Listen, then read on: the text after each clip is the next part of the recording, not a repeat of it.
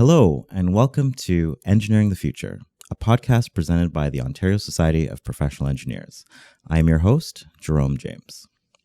Today, I'm joined by Amy Dietz-Graham, Senior Wealth Advisor and Portfolio Manager with National Bank Financial. Amy has worked in wealth management since 2007 and excels at helping clients navigate tricky market conditions. Amy has been quoted in the Globe and Mail, CBC News, the Canadian Press, Advisor's Edge magazine, and BNN. She is also a sought-after speaker at events right across Toronto. Amy, thank you for joining me today. Thanks for having me, Jerome. Absolutely. So let's dive right into it. When people think about investing, they often think about economic factors that tend to be outside of their control. Can you explain more about those human factors that go into great investing? It's a really good question. It's a thing. One of the most important pieces when it comes to investing is the behavioral aspect, because it's all well and good to have a financial plan, to have great investments. But if you don't know how to interact with those things, when times get tough, that's where people will make the ultimate mistake. And you can see it, especially in markets that we're going through today. Things are very volatile. People are feeling uneasy. So it's a real test to see if you can stick with, the proper investment portfolio you've put together, and hopefully the financial plan you've put all in place, making sure you can stick with it. So making sure you've got that mindset to get through it is the most important piece. Interesting. And every individual has a different comfort level when it comes to investing. As a portfolio manager, how do you assess each client's unique risk profile? Yeah. And this is something oftentimes clients would be used to. You'd have these questionnaires, right? And you fill out a questionnaire. Where do you fall? Do you feel like you're a growth investor, a balanced investor? And how do you handle risk? The way I look at it when we talk to our clients is you really want to understand their personalities, right? So it's okay to check a few boxes, but really understanding your relationship with money. So a really good wealth advisor will spend the time getting to know you on a much deeper level. Questions, things like, what's your first money memory? Because believe it or not, it sets the stage, if you go way back in childhood, of how you've engaged with money, how your parents interacted with money, what's your experience, will really set the tone of how you interact with money and going forward. Thinking about market volatility. If you remember seeing family members being really stressed about the environment that they're in, or maybe they had a good habit of investing when times were down, buying low, that will really come into play later on in life. So a good wealth advisor will ask you a lot of different questions to understand your comfort level, asking questions such as, if you had, $100 and it dropped to 50, how are you going to feel? Are you going to feel upset about it? Are you going to feel okay? Are you going to want to invest more? All of these types of things will come into play to really assess your true risk. Because what often happens is people might think that they are a growth investor, meaning they're comfortable with equities, only to find out when they go through a difficult period, wait a second, this is more risk than I really anticipated. I'm not comfortable. I want to flock to safety. And that's when you're making the ultimate mistake, is you're selling into a down market to run to safety when you really should be waiting and giving it time to come back. So doing that work up front is really, really important. When you're assessing a client's risk tolerance, does their socioeconomic background come into play? How you said how their parents would handle money? Do you see certain techniques that are passed down for different groups and not so much for other groups? And how do you assess the gap of knowledge that you'd want to have someone to have before they go into an investment? So a big part, again, is understanding all the different moving factors. So everything that you just touched on absolutely needs to be part of the conversation. And since we're talking, with a group of engineers, I'm married to an engineer. So, if we generalize for a minute and we look at the traits of an engineer, what are some of the common traits? Well, oftentimes they're curious people. So they like to understand and detailed oriented people. getting to know them on that level so that you can engage them in terms of what they need to know to feel comfortable with an investment is really, really important. So I know my engineering clients, for the most part, they like understanding why we selected an investment, to really understand what makes it tick, because it's not a perfect science. As precise as we want things to be, there's a bit of an art when it comes to investing. So the more comfortable you can get in understanding all the different moving parts, so when things are out of your control, the more likely you are to stick with the overall plan when times get tough. Right. Very interesting. A lot of people are moving to that whole do-it-yourself model of investing online, using online apps like Wealthsimple. TD has platforms that are easy and accessible with a few clicks, and I don't even know if you have to go into the branch anymore. What does an asset manager, a portfolio manager, bring to the table that some of these individuals may be missing out on? It's a good question. And there's lots of people that do like to do things on their own. And now you need to have the level of time to do that.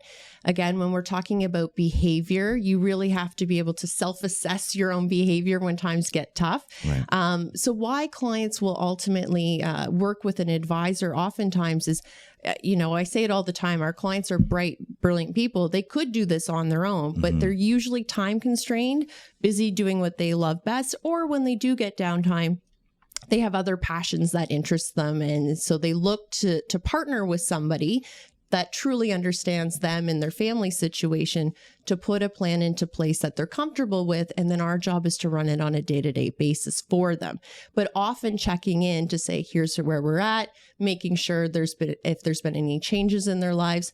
But where a wealth advisor can really help is when things do get tough, and they always do. We go through these market cycles, and right now you're hearing the word recession a lot. It's having that other point of contact. Think of it as a coach, right? Lots of athletes have a coach. The coach isn't running the race, but they have the coach to see things that perhaps they don't see, or to give them a different perspective. And it's that different perspective and looking at all the different moving parts in their life and keeping them on track.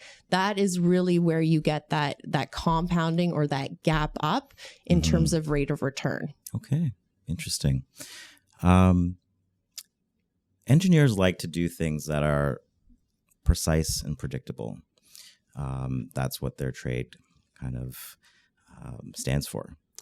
How do you get an engineer to invest in something that takes away that comfort level and puts them into an unpredictable situation, like an unpredictable market? It can be challenging, especially if you're used to having things that are predictable and precise. Investing can be really challenging and frustrating, right? For oftentimes for engineer folks, because it just drives you crazy. As much research as you do and as much planning and modeling as you do, it could still go sideways. Right. And so the way we look at it is really understanding the nuts and bolts of what we put together. So building a plan, and we talk about financial planning. Oftentimes people will think, plan to talk about retirement, but it's so much more than that today. It's looking at, what are some of your goals you have, children's education, a secondary property. Retirement is obviously on the list. A whole host of things that you can plan these different items out. We can put some rates of return to it, model inflation, which is a hot topic right now, and model out those different scenarios so that when we do go through times that maybe aren't predicted or what we didn't think have happened, we've built in buffers and parameters around that so that we can get ourselves through it, because we've thought through a number of different scenarios that if one goes one way, okay, well, we thought about it. We've got buffer on this side of the plan that we're still okay and ultimately still able to achieve those goals. Okay. So the market moves unpredictably, but their movements are in the realm of being able to be modeled so that can give you a little bit of comfort. You got it. And understanding of this was a percentage of a chance to happen. You're set because we took these parameters and precautions. You got it. Okay. And a wealth advisor can help take the emotion out of it too, right? Because we can look at it from a different lens and to really partner with you to make sure that you're comfortable and talk the language that you're used to speaking and seeing that level of detail of what would make you more comfortable. Right. And that's a big important piece. Who would you say comes to the same level of an engineer with that kind of tact to the predictable? And how do you kind of work through those tendencies? I would like to know, because I want to see if there's other people out there that have those same kind of proclivities. They are, the medical community, I often find they like to understand all the moving parts, but again, most of them are time constrained, right? So as much as you would like to do it yourself, it's having that level of time to commit to it. So it's finding somebody that's going to be able to speak your language, to model it out so that you can see it in a fashion that you're comfortable with, and then to really understand what you're investing in and why do you own it. And that can help you, let go of the reins and let somebody else come in and help you. But making sure that whoever you're working with is checking in with you on a consistent basis, because your life will change. And just like any project, as you go through projects, different variables will crop up inevitably. So it's having somebody that's checking in to making sure that it's updated and consistent with your current situation. Great. As a beginner, someone that's just starting out in investing, are there assets that you may want to stay away from? Or are there even assets that you would suggest that you take a look at before investing in other ones? That's a good question, because oftentimes you'll hear the rule of thumb, when you're younger, this is when you can take on risks. But going back to what we talked about at the beginning, going back to your behavior, if you're just somebody who knows, like, when times get risky, you're not going to sleep well at night, you're just going to be stressed out, I would argue you're better off to be a little bit more conservative than what convention would tell you, because you're more likely to stick with the plan. So it's sticking with it. And especially if you're young, just starting to save a little bit versus nothing. Think about compounding. We hear that all the time, but it's, if you can start young, just do a little bit each month or line it with your paycheck so it's all automated so you don't even have to think about it. You'll be miles ahead of your peers just because you've started so early. Right. I want to throw out some terms here. What comes to mind when someone's like, I want to invest in ETFs or I want to invest in crypto? Yep. Those are all tools, right? So the way we look at different investment options, GICs, bonds, equities, crypto, you name it, they're all just tools. But essentially bringing it back to the beginning, you really want to have a foundation of a plan. What is it that you're trying to do? What kind of rate of return do you need to get your goals? It's all interesting to think about, what did the TSX do this year, or the S&P 500? Interesting fact. But does it really matter if your rate of return to reach your goal, maybe you need a 10% rate of return, maybe you only need a 4% rate of return? That will tell us what tools we need to engage to get to whatever goal you're trying to do. So it's more about your personal benchmark versus what the indices are doing. Okay. That's interesting. So it kind of takes away the idea that, I have to be in one thing versus another. Right. And it's okay. And again, aligning with your goals. So it's maybe, a young person aspires to have a house. Maybe that's their first, big goal on their list. That's going to be in different engagement than somebody who perhaps has a longer term plan of, I've got my children's education 20 years down the road from now. That's very different. So having those specific goals and specific conversations, that helps a wealth advisor figure out what tools we need to bring to bear in order to achieve those. Right. So there's many different factors that go into making these life-changing decisions. And the beauty is, once you get to the bottom of the plan, it's time to start all over, because your whole situation has probably changed again. So we start again, and we're always keeping up to date as life changes. Right. Interesting. Is there one particular piece of advice that is all encompassing, no matter where you're starting from or what your investment goals?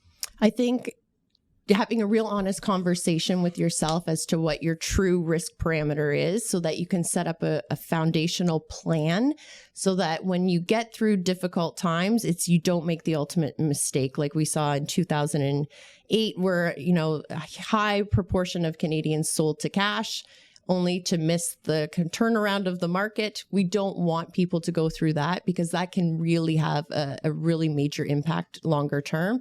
So it's really understanding yourself and then putting a plan in place and then to execute that plan ongoing. That sounds like great advice. Thank you so much, Amy, for breaking it all down for us today. This was, it's a complicated topic, but you spoke so eloquently and clearly on the topic. So that was great. Thanks, Jerome.